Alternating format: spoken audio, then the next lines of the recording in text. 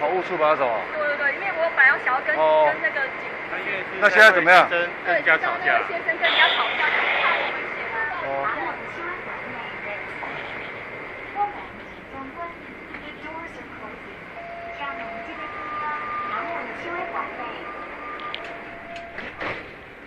哎，你好，怎么了？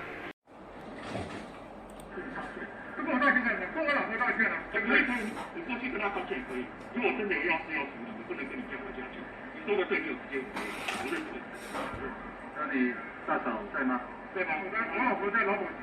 哦。刚刚做捷运做地线跟那我可以下班来跟他认同。好了，不是，他有这个诚意，对不对？你这样讲就算了。好了，都不要吵架，大家都是为了防疫，就是为了安全啊。可能说有时候大家有时候讲话口气会带点情绪啊。我可能真的我没有注意到，但是我跟我讲，我很生气，我也没注意到。所以我就真的是。不过你刚刚那没关系，那因为我真的生气。那我把他老婆还是打给你再请你老婆。OK 吗？好，那我就把电话给他。OK， 可以吗？可以啊。可以的话，我有一个最新申请。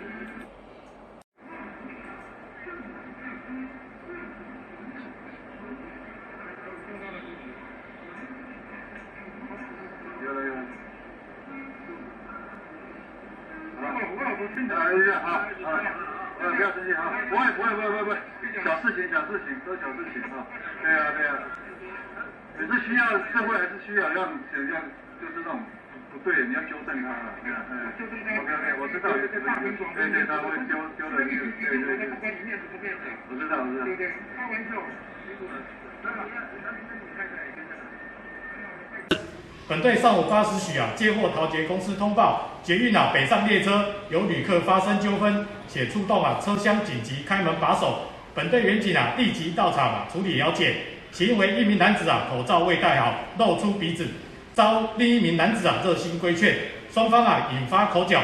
本案经员警排解劝导后该男子已将口罩戴好，并向对方道歉，平和落幕。双方各自离去。